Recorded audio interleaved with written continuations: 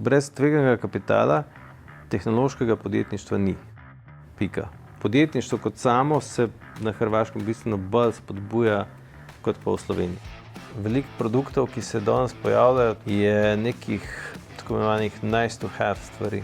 In mi iščemo v bistvu stvari, ki so must have. Kje so pa tisti alarmi, recimo, ki vas pa odvrnejo? Banke po svoji filozofiji in tudi po regulativi ne smejo financirati tovrstnih podjetij, kot jih mi financiramo.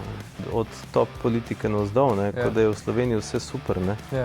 Se prikazuje neke statistike, kjer naj bi bila Slovenija vzor Evropi, pa jaz ne verjamem, pa vem, da so napačni podatki.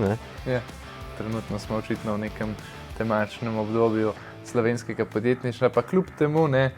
Kar pa me v bistvu najbolj skrbi je pa to, ker se obnašamo malo, kot da še zmeraj igramo v orkester na Titaniku.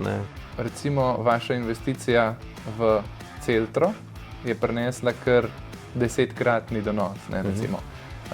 Kako vam je to uspelo?